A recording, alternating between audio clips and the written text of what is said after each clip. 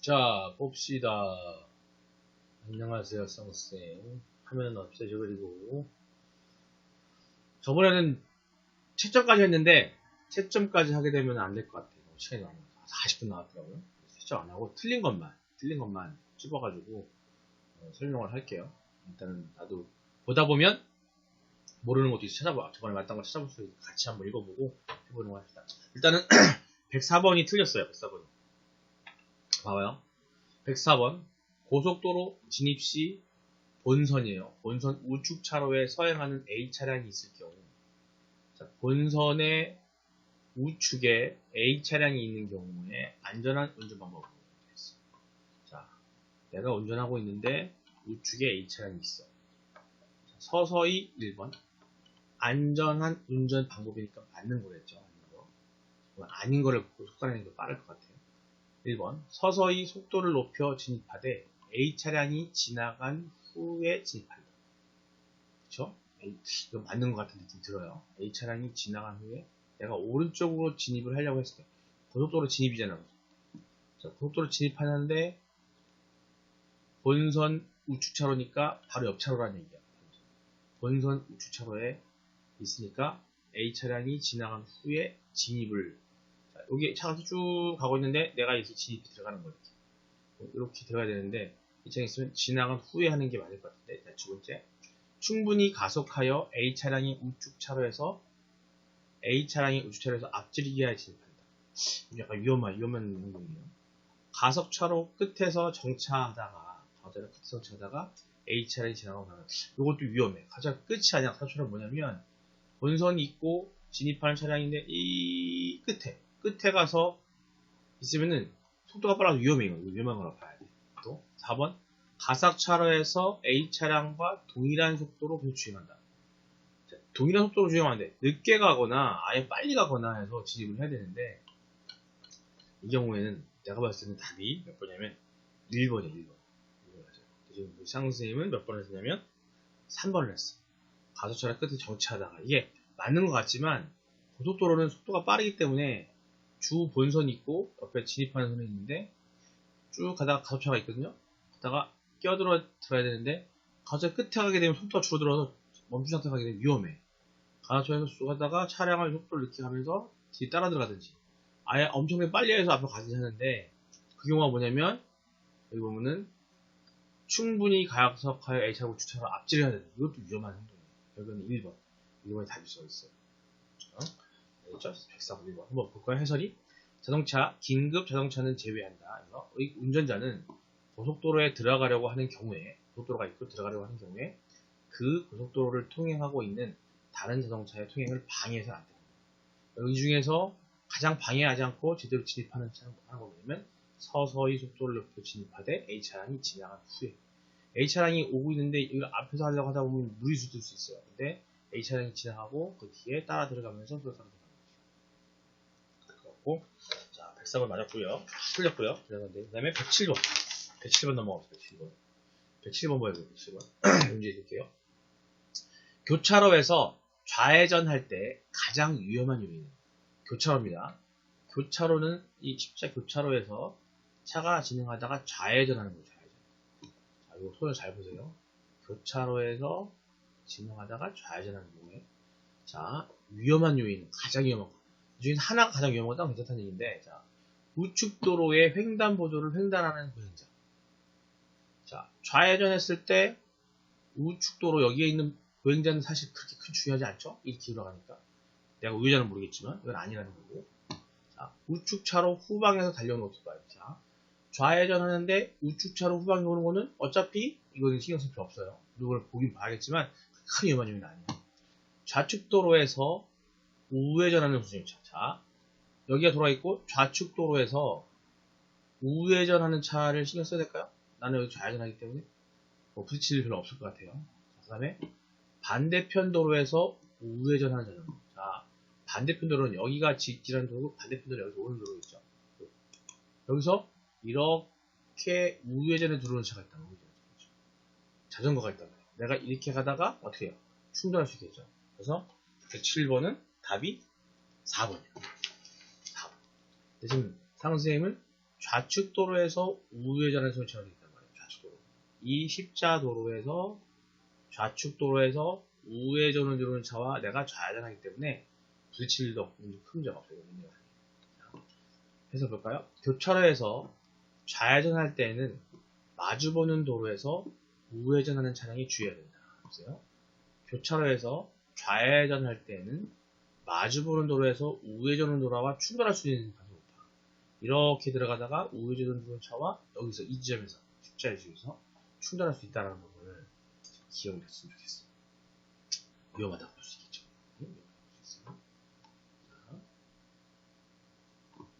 그 다음에 110원 그 다음에 110, 111, 112번이 다 틀렸어. 두 가지씩 고르는 건데 이 부분에 좀 많이 쓴 것 같아요. 볼게요. 110번 볼까? 두 가지 고르는 건데 운전 중 서행을 하여야 하는 경우나 장소 두 가지입니다. 운전 중에 서행, 천천히 가야 하여야 하는 경우나 그 장소를 두 가지만 골라줘요. 이 중에 두 개 고르는 거예요. 자, 신호등이 없는 교차로 어떻게 해요? 신호등이 없어 교차로에 어떻게 서행해야 되겠지? 신호가 있으면 신호가 있어도 주의하고 가야 되지만 일단은 신호등이 없는 교차로에서는 서행을 해야 돼. 주변을 앞에 건너편 차로, 좌측 차로, 우측 차로에서 다른 차가 오는 게 없는지를 확인하기 위해서 서서히 서행하면서 잠깐 멈췄다가 다시 서행하는 게 맞는 거예요. 그러니까 이 경우에 서행을 해야 되겠죠. 맞겠죠. 1번이 될 수 있겠죠. 그 다음에 어린이가 보호자 없이 도로를 횡단하는데 자, 어린이가 보호자 없이 가고 있는데 어린이가 거는 게 보여. 어떻게 돼?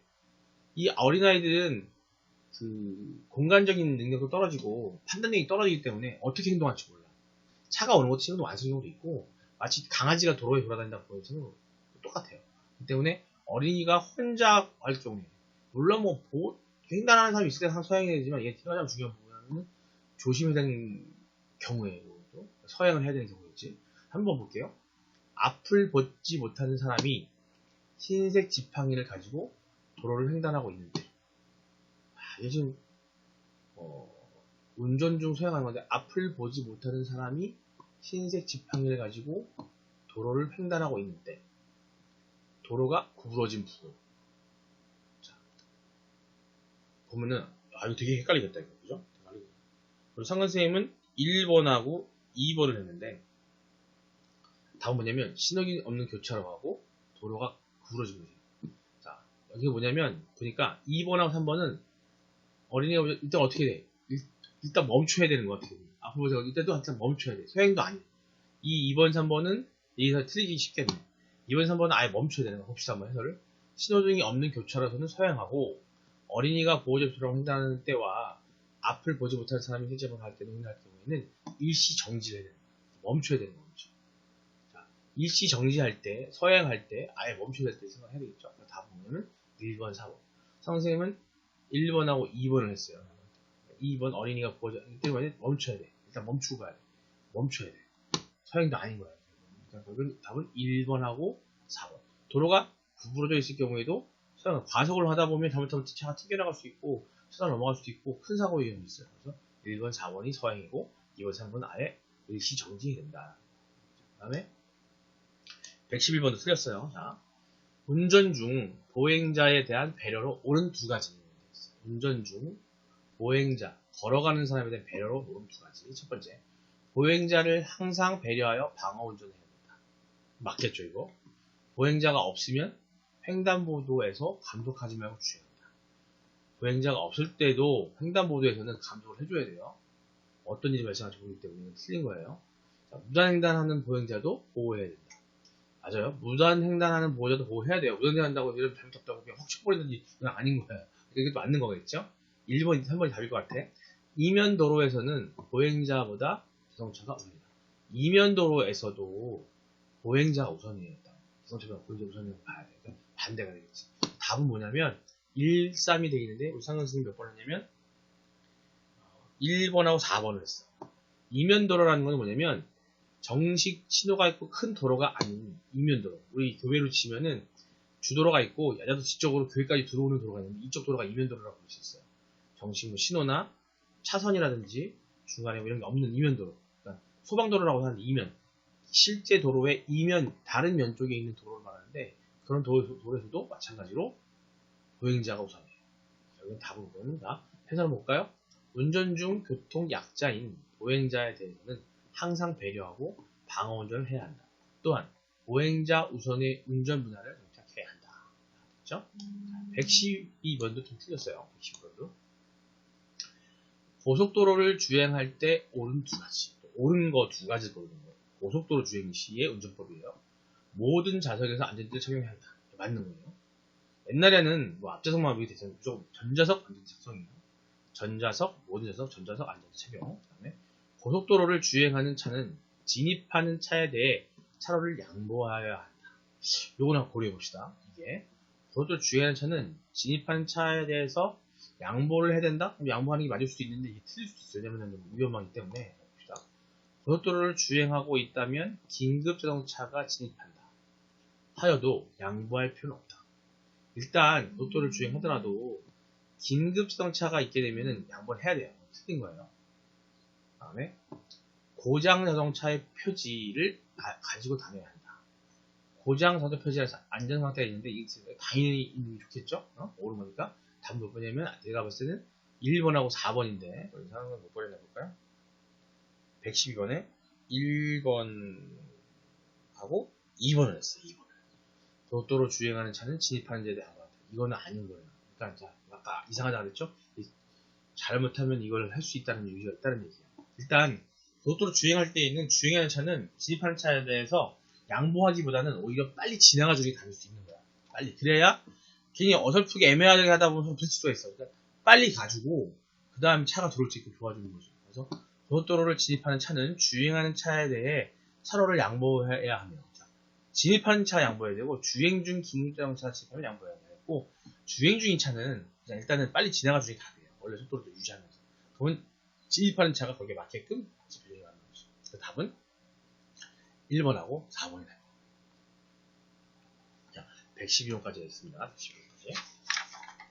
좀 틀린 게 뭐냐면 113번도 틀렸어요. 그러니까 두 가지 고르는 거에서 많이 틀렸더라고요. 이번에 보니까. 113번. 다음 설명 중 맞는 두 가지는 양보운전의 노면 표시는 흰색 삼각대 표시로 되어 있어요. 이게 맞는지 봅시다. 그 다음에 양보 표시가 있는 차로를 진행 중인 차는 다른 차로의 주행 차량에 차로를 양보해야 한다. 자, 맞는 거라 했어요. 양보 표시가 있는 차로를 진행 중인 차는 다른 차로의 주행 차량에 차로를 양보해야 한다. 맞는 거겠죠. 자, 일반 도로에서 차로를 변경할 때에는 30m 전에서 신호 후 차로 변경을 한다. 이것도 30m 전 맞는. 일반 도로에서 같은 경우에는 이게 30m 전이 맞는 것 같긴 한데 30m 전이 굉장히 헷갈려요. 봅시다. 원활한 교통을 위해서는 무리가 되더라도 속도를 내어 차간 거리를 좁혀서 운전해야 한다. 원활한 교통을 위해서는 무리가 되더라도 속도를 내어 차간 거리. 이거는 아닌 것 같아요. 무리는 아닌 것 같고 그 다음에 이제 1, 2, 3번 중에서 맞는 거라고 되어 있는데 일반 도로에 차를 변경할 때는 자 양보 표시는 이게 맞는 것 같고 그 다음에 답이 뭘까요? 그러니까 지금 상근 선생님은 3, 4를 했는데 2번하고 3번이 답이에요. 3, 4. 4번은 원활한 교통을 위해서 무리가 되고 무리수를 띄면 안 돼요. 속도를 내서 차간거리 좁히게 되면 사고 위험이 있어요. 출사고도 위험이 있고 앞차 급정거에서 사고 날 수 있기 때문에 차간 거리는 항상 유지해줘야 되는 거예요. 그리고 그 다음에 따라서 2번하고 3번이에요. 양보 표시가 있는 차로를 진행 중인 차는 다른 차로의 주행 차량에서 양보해야 하고 일반 도로에서 차로를 변경할 때는 30m 전에 신호 후 미리 신호해야 되고 그래서 미리 신호하지 않으면 위험할 수 있다는 거죠. 그래서 이렇게 해서 봅시다. 양보 운전 노면 표시는 거꾸로 돼 있고 이게 아니네. 나도 이거 몰랐어. 몰랐고 이거 알면 될 것 같아요. 이게 아니라 역삼각형이에요. 역삼각형. 교통 흐름에 방해가 되더라도 안전이 최우선이라는 생각으로 안전하게 행동하면 돼. 무리수를 띄면 안 된다는 거예요. 그러면은 30m 전하고 그 다음에 2번 이 맞는 거고 이거는 거꾸로 하면 될 것 같습니다. 자, 다음에 쭉 틀린 게 없었어요. 틀린 게 없었어요. 잘 해줬어요. 물론 읽어보고 나중에 뭐 맞는 것도 맞게 돼 있으니까 또 틀린 게 또 두 가지 보는 게 또 틀렸어요. 126번에 틀렸어요. 126번 봅시다. 126번을 봅시다. 126번 두 가지 고르는 게 또 틀렸어요. 126번 자동차를 운행할 때 공주거리라고 해요. 공주거리에 영향을 줄 수 있는 경우로 맞는 것은 두 가지로 해서 공주거리. 공주거리라는 게 뭔지 한번 알아봅시다. 그래서 공주거리. 공주거리는 건 운전자가 인식을 할 수 있는 거리라고 해요. 인식할 수 있는 거리, 판단할 수 있는 거리를 공주거리라고 한다고 알고 있는데, 봅시다. 첫 번째, 비가 오는 날 운전하는 경우 공주거리에 영향을 미칠 수 있겠죠. 맞는 것 같아요. 내가 봤을 때는. 술에 취한 상태로 운전하는 경우도 공주. 자, 차량의 브레이크액이 부족한 상태로 운전하는 경우, 이거는 공주거리하고는 상관없는 것 같아요. 그 다음에 운전자가 필요한 상태로 운전하는 경우. 자, 결국에는 운전자가 필요한 상태, 그리고 비가 오는 날이라든지 차량 브레이크라는 거는 외부적 환경에 의한 부분이에요. 그렇기 때문에 이거는 비가 올 때는 당연히 어떤 인식을 하고 움직일 수 있었는데, 술에 취하거나 운전자가 필요한 상태는 몸의 상태가, 여기 보면 예서에서 보면 공주거리는 운전자의 심신 상태에 영향을 주게 되기 때문에 심신 상태에 영향을 주고 있는 건 2번하고 4번이에요. 그래서 선생님은 2번, 3번을 했어요. 자, 차량이라든지 외부 환경에 대한 부분은 공주거리라고는 좀 해당이 없어요. 그다음에 공주거리라는 건 뭐냐면 운전자의 심신 상태, 뭐 피로하다든지 졸립다든지 또 술을 취한 상태라든지 이런 운전자의 몸 상태에 따라서 이 공주거리는 영향을 받을 수 있다는 거예요. 왜? 운전자가 인식하고 파악할 수 있는 거리이기 때문에, 파악하고 해당할 수 있는 거리이기 때문에 거기에 해당되는 것은 2번하고 4번이라는 거. 그다음에 127, 128 다 틀렸어요. 계속. 음주 운전자에 대한 처벌 기준으로 만든 두 가지. 음주운전이 제가 시험 볼 때보다 지금 많이 올라갔어요. 기준이. 내가 옛날에 면허 취소 당하고 했을 때, 운전면허 취소 당하고 했을 때 그때하고, 그때는 다들 마찬가지로 봅시다. 기준으로 만든 두 가지예요. 혈중 알코올 농도가 0.08% 이상의 만취를 주면은 운전면허 취소와 형사처벌을 받는다. 0.08이면은 맞아요. 맞을 거야. 지금 0.03으로 내려왔는데 옛날에 0.05 운전면허 정지했다가 그 다음에 0.08 이상이 갔는데 한번 확인해 봅시다. 경찰관의 음주 측정에 불응하거나 혈중 알코올 농도 0.03% 이상의 상태에서 인적 피해 사고를 일으킨 경우, 교통사고 난 경우예요.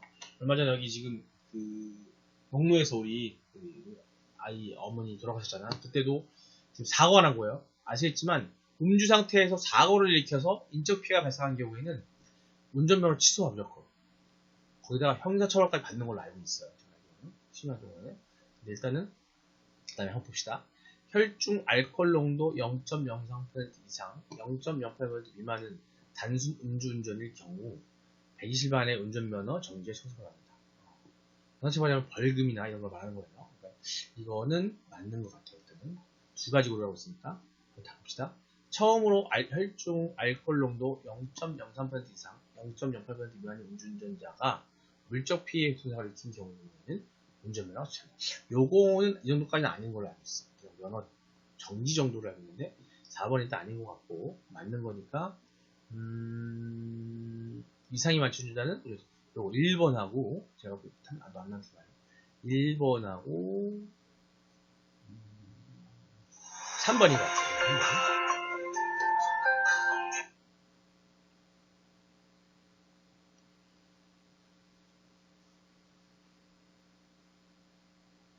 잠깐만요. 문자가 왔어. 전화가 와가지고.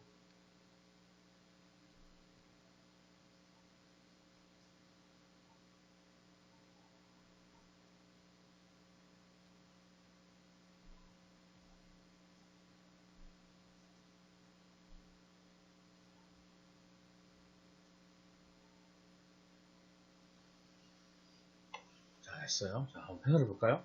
혈중 알코올 농도 0.03% 이상, 0.08% 미만인 단순운전의 경우에는 100일간, 100일간의 운전면허 정지와 형사 같으며 혈중 알코올 농도 0.03% 이상의 운전자가 인적 피해의 교통사고를 일으키는 경우에는 운전면허 취소합니다. 이게 120일이 아니라 100일이네. 100일. 알고 있는데 100일이고, 그래서 상 선생님은 1번하고 3번을 했는데 맞는 거는 1번하고 2번이에요. 그거는 0.08 이상이면은 운전면허 만취운전자는 운전면허 취소야. 그래서 형사처벌이고, 경찰관의 음주 측정이 불응하거나 이런 경우에는 0.5 이상이라 하더라도 인적 피해, 교통사고의 경우는 취소하는 게 가능하죠. 1번하고 2번이고 3번은 혈중 알코올 0.5 이상에서 위반의 경우에는 100일간의 운전면허. 100일간에. 이게 또 알고 있는 게 뭐냐면 100일간 운전면허 맞더라도 또 무슨 교육받고 또 뭐 교육받고 나면 이게 완전 줄어. 뭐 한 40일 줄여가지고 그런 것도 있어요. 그런 제도도 있는 거니까 나중에 볼 것까지 시험은 나올 수 있겠지. 그러니까 교육을 받으면 40일 정도 또 감면돼가지고 100일에서 60일 정도만 되는 걸로 알고 있어요. 128번 음주운전 관련 내용 중 맞는 두 가지는 음주운전 관련 내용 중 맞는 두 가지. 호흡 측정에 의한 음주 측정 결과에 불복하는 경우 호흡 측정을 할 수 있다. 요거는 호흡 측정에 불복했기 때문에 호흡 측정이 아니고 아마 혈액을 채취해서 피로 해서 이렇게 측정하는 걸 아마 그 다음 단계 넘어가는 거 알고 있는데 거기서 봅시다. 두 번째, 이미 운전이 종료되고 귀가하여 교통안전과 위험 방지 필요성이 소멸되었다 하면 음주 측정 아니에요. 혈액을 통해서 측정할 수가 있어요. 의심이 되거나 필요성이 없는 게 아니라 일단은 종료됐다 하더라도 할 수가 있어요. 그래서 아닌 것 같아요. 저것도 아닌 것 같고. 3번 자동차가 아닌 건설기계관리법상 건설기계도 도로교통법상의 음주운전 금지의 사례다. 이거 맞는 거예요. 맞는 거로 알고 있어요. 제가 이거는. 자, 술에 취한 상태에 있다고 인정할 만한 상당한 이유가 있음에도 경찰 공무원의 음주 추정에 응하지 않는 사람은 운전면허가 주택. 이거 맞아요. 가능한 거. 3, 4번이 맞는 것 같은데 한번 봅시다. 답이 3, 4번. 맞네. 3, 4번 답이고 선생님은 1, 2번이라고 했잖아요. 1, 2번은 아니야. 이런 경우에 1번인 경우에는 호흡 측정이 다음 단계 넘어가는 걸로 보였어. 뭐 혈관 측정이라든지 뭐 하고 있는 거고 이미 또 할 수 있는 거야. 봅시다 한번. 해설. 혈액 채취 등의 방법으로 측정을 요구할 수 있다. 잠깐만요. 혈액 채취. 그 다음으로 요구할 수 있어. 그 다음에 술에 취한 상태에서 자동차 등 운전했다고 인정할 만한 상당한 이유 있을 때는 사후 운전을 마친 후에도 음주 측정을 할 수 있다라고 되어 있어요. 다음 거 또 이거 봅시다.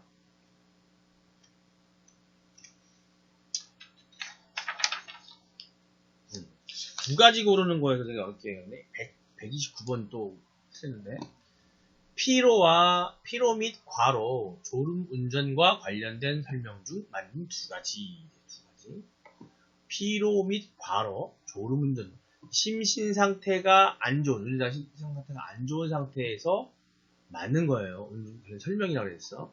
1번 도로 환경과 운전 조작이 단조로운 상황에서의 운전은 수면 부족과 관계없이 졸음운전을 유발할 수 있다.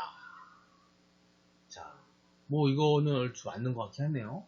단조로운 수면 부족과 관계없이 유발할 수 있겠죠. 이거 가능합니다. 왜 단조롭게 훈련하고 있습니다. 계속 지진도로 가니까 일단 볼게요. 뭐 이게 맞는 것 같긴 하는데 자, 2번 변화가 적고 위험 사태의 출현이 적은 도로에서 변화가 적고 단조로운데 똑같은 얘기예요. 단조로운 운전 상황인 거예요. 변화가 적고 운전 사태가 출현이 적은 도로에서 주의력이 향상되어 졸음운전 행동이 줄다. 그건 아니에요. 오히려 이런 데서 졸음운전을 하죠. 단조로워. 옛날에 제가 외국에 있을 때 우리나라보다 큰 나라죠. 땅따라 큰 나라에서 거기는 한 100km를 달려도 여기서 그래서 여기서 하면 대전까지 가는 도로 동안에 굴곡이 없어. 그냥 직선이야. 양쪽이 보이는 별로 없어. 가다 보니까 자기도 모르게 속도감도 못 느끼고 좋은 거야. 이게 속도가 가는지도 모르고 계기판을 보지 않으면 모르는 거고 더군다나 야간에 할 때는 더 졸릴 거야. 그럴 수 있으니까 단조로운 졸음이 줄어드는 게 아니라 상당히 늘어날 수 있어요. 한번 피로하거나 졸음이 오면 위험 상황에 대한 대처가 좋아진다. 당연하죠. 당연한 거예요. 맞는 거예요. 맞는 거고 음주운전을 할 경우 대뇌의 기능이 활성화되어 졸음운전의 가능성이 적어진다. 이건 아니에요. 음주운전을 할 경우에는 졸음운전이 높아지겠죠. 답은 맞는 거니까 3번 하고 그 다음에 변화가 적고 자체적인 상태에서 운전을 든다. 이것도 아닌 것 같고 1번 도로 환경 운전자 단조로운 상황에서 운전을 수면 부족과 관리 없이 졸음 이게 맞는 거예요. 1번하고 3번이 맞는 거예요. 단조로운 곳에서 운전할 수 있어요. 그러니까 주의해야 돼. 이런 게 있을 때. 답은 1, 3이에요. 우리 선생님이 몇 번 했냐면 3, 4번 했어. 3, 4번. 피로하거나 졸음이면 위험 상황에서 이양사를 증상을 줄여진다. 이거 맞는 거고 이거 맞았고 음주운전을 할 경우 대뇌 기능이 활성화되어 졸음운전이 가능성이 적어진다고 되어 있는데 졸음운전의 가능성이 적어지는 게 아니야. 대뇌 기능이 약화돼요. 술 먹으면 막 써야 될 것 같지? 아니에요. 대뇌 기능이 오히려 떨어져서 운동률 가슴이 높아집니다. 이건 아닌 거예요. 해설해봅시다. 교통환경의 변화가 단전원 고속도로 등에서의 운전은 시가지 도로나 일반 도로에서 운전하는 것보다 주의력이 둔화되고 수면 부족과 관계없이 졸음운전 행동이 많아집니다. 아울러 음주운전을 할 경우 대뇌 기능이 둔화되어 졸음운전의 가능성이 높습니다. 그렇죠? 자, 그 다음에 134번도 두 가지를 고르는 건데 이거 틀렸어요. 봅시다. 피로 운전과 약물 복용 운전에 대한 설명입니다. 맞는 두 가지. 이거 뭐냐면 몸이 피곤해. 밤새 막 일했어. 그래서 하는 운전하고, 약물 복용 뭐냐면 내가 감기가 걸렸다거나, 그래서 감기약 먹잖아요. 감기약 먹으면 막 졸음이 올 수 있어. 어떤 약은 이게 잠이 오는 수면 효과가 있는 거기 때문에 그런 약물 복용 후에 운전을 할 경우를 얘기하는 걸 수 있어요. 그래서 어떤 경우에는 또 초콜릿 같은 경우에도 약간 카페인 같은 거 너무 또 카페인이 아닌 어떤 졸음 성분이 많이 있거나 알코올 들어있는 초콜릿 같은 거 먹잖아요. 그럼 또 운전 없이는 나타난다고 하긴 하더라고요. 그래서 맞는 두 가지 한번 봅시다. 필요한 상태에서의 운전은 졸음운전을 이어가서 낮다? 아니, 높죠. 그건 아니야. 틀린 거야. 필요한 상태에서의 운전은 주의력, 판단 능력, 반응 속도의 저하를 가져오기 때문에 졸린 거랑 비슷해요. 몸이 피곤한 몸 상태 안 좋기 때문에 위험하다. 맞아요. 이게 답이에요. 2번이 되고. 마약 복용 운전을 하다가 교통사고로 사람을 상해에 이르게 한 운전자는 처벌될 수 있다. 당연히 처벌. 마약은 술 먹은 거랑 똑같아요. 그렇기 때문에 알고 있어요. 마약 복용 운전을 하다가 교통사고로 사람을 상해에 이르게 하고 도주하여 운전면허가 취소된 경우에는 3년이 경과해야 운전면허가 취소. 이게 아마 아예 취소 못하지 않나 싶은데 이거 어떻게 되는지 모르겠는데 일단 이건 아닌 것 같아. 더 길 걸 알고 있는데 답은 일단은 봤을 때는 1번하고 마약 복용 운전하다가 사람을 이르게 운전은 처벌됐다. 3번이 맞는 것 같아. 2, 3번 해봅시다. 답이 뭐냐면 맞는 두 가지가 필요한 운전을 가지고 2번, 3번이에요. 2번 아니고 2, 3번 맞는 거예요. 4번하고 한국생이 몇 번 했냐면 3, 4번을 4번 아니에요. 아마 이 숫자가 잘 적지 않아. 나도 틀릴 수도 있겠지만 물론 정확한 거는 2번, 3번이 확실하기 때문에 요거는 의심을 해봐야 돼. 특히 연수 나오고 아까도 120일, 100일 나왔잖아. 이런 것들이 함정이야. 분명히 그것 때문에 어렵게 나오는 이런 게 어려운 거거든. 정확히 기억하지 않고 있으면 내가 3년이 아닐 거야. 한번 봅시다. 맞네. 해설에 필요한 상태에서의 운전은 주의력, 판단 능력, 반응 속도의 저하와 졸음운전을 유발하기 쉽다. 마약 등의 약물의 영향으로 정상적으로 운전하지 못할 우려가 있는 상태에서 운전하다가 교통사고를 이야기하여 상해에 이르게 한 경우 교통사고 처리 특례법으로 5년이에요. 3년이 아니라 5년 이하의 금고예요. 금되는 거예요. 금고나 2천만 원 이하의 벌금형으로 처벌하지만 그 정도가 심한 경우에는 특정 범죄 가중처벌 등으로 관한 법률 제5조의 11에 의해서 위험운전 치상사상으로 처벌됩니다. 이 경우에는 구속될 수도 있다는 거예요. 그러니까 금고가 아니라 아예 구속. 약간 금고와 구속주도 좀 차이가 있다고 알고 있어요. 그걸 알면 될 것 같고. 자, 다음에 또 어떤 거 봅시다. 그런 거 없어요. 이거는 141번 틀린 것 같습니다. 141번.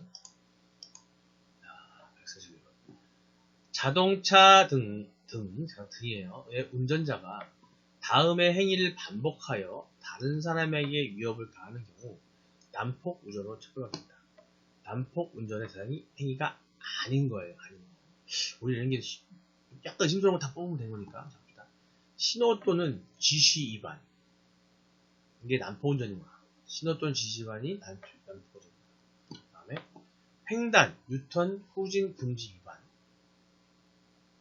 이런 것들을 반복해서 하는 경우에 이 난폭 운전을 볼 수 있어요. 왜냐면 신호 위반하고 막 간다든지 지시하는데 막 간다든지 이걸 계속해서 막 다음 교차에 또 통째로 다음 교차에 또 그러고 횡단 유턴도 막 이렇게 했다 또 유턴하고 정당한 사유 없는 소음 발생. 그 다음에 4번 고속도로에서의 지정차로 위반. 지정차로 위반에 해당. 이 부분에서 약간 헷갈릴 수 있는데 제가 보기엔 답이 4번 같은데 정당한 사유 없이 막 소음 막 빵빵빵빵 소음 막 세지면 사차는 누르고 막 빵빵 하고 가는 거 있잖아요. 이것도 난폭운전이라고 볼 수 있다고 생각해요. 내가 보기에는 한번 봅시다. 답이 뭔지. 선생님 1번에 나왔잖아.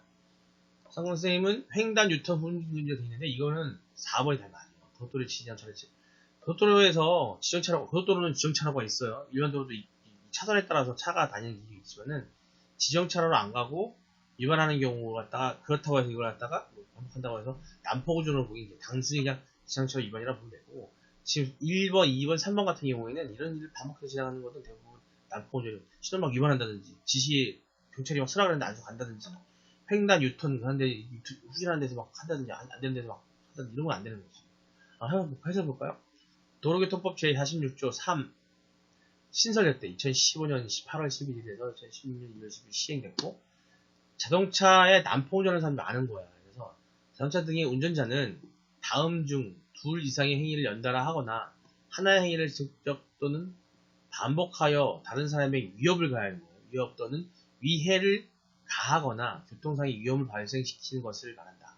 신호 또는 지시 위반, 중앙선 침범, 속도 위반, 횡단, 유턴, 후진 금지 위반, 안전거리 미확보, 차로 변경 금지 위반, 급제동 및 급금지 위반, 앞지르기 왕법 등 앞지르기의 방해 금지 위반, 정당한 사역 소음 발생, 고속도로에서의 앞지르기 방법 위반, 고속도로 등에서의 횡단, 유턴, 후진 금지 위반. 자, 이런 행동들을 하면 안 되는 거예요.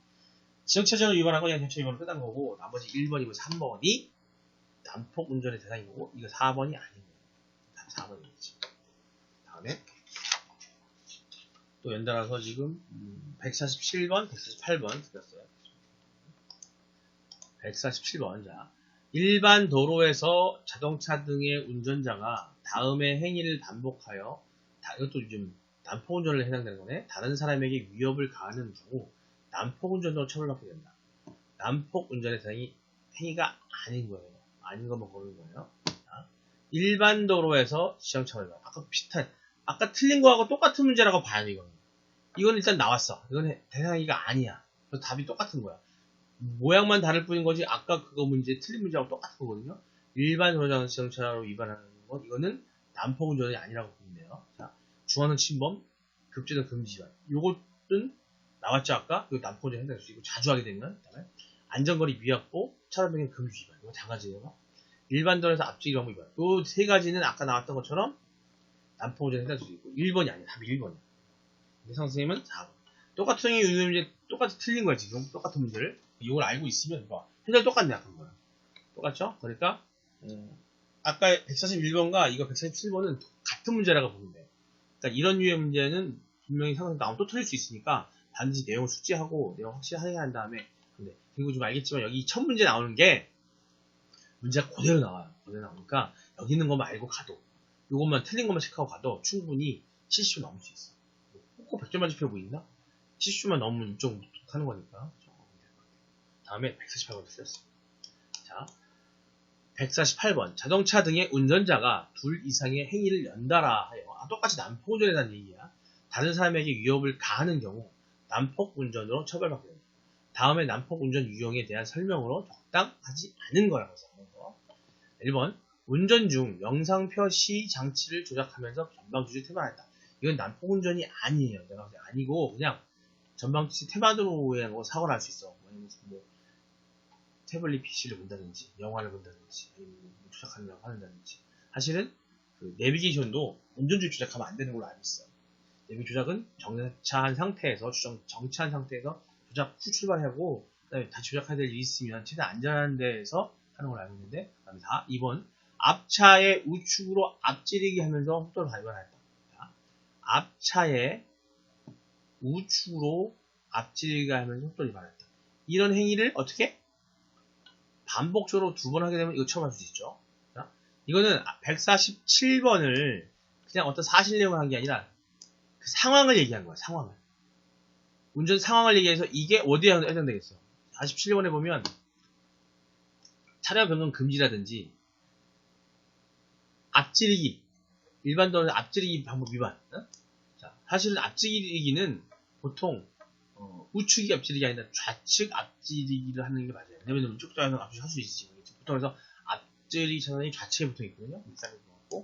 위반했다가 이거 아마 저기 거예요. 똑같은 의미로 나오잖아요. 이렇게 보면서 안전거리를 확보하지 않고 급제동 한번 마찬가지예요. 급제 정도 하면 안 돼요. 안전거리가 뒤에 확보되지도 않은데 자꾸 급제동하면 멈춰버리면 뒤차가 위험하겠죠. 자꾸 사고 날 수도 있고. 네. 속도를 위반하여 앞지르기를 하는 차를 방해했어. 자, 앞지르기를 하는 차를 갖다가 막 방해하는 거야. 못하게. 방해하는 거야. 이것도 난폭 운전을 해줄 수 있어요. 그러니까 답이 뭐냐면 1번이야. 1번. 1번이잖아. 선생님은 4번이야. 자, 지금 141번부터 아마 148번까지는 이 난폭운전에 대한 얘기를 하는 것 같은데 이 내용만 잘 알고 있으면 이 둘 내용만 잘 알고 있으면 다 풀 수 있는 문제인 것 같아요. 자, 볼 수 있고 그 다음 문제 틀린 게 뭐냐면 150번, 151번을 틀렸어요. 마지막인데 150번, 151번을 틀렸어요. 150번 볼까요? 다음 행위를 반복하여 교통상의 위험이 발생하는 거죠. 이거 난폭운전이에요. 어떤 행위? 난폭운전으로 처벌받을 수 있는 것은 이건 맞는 거야.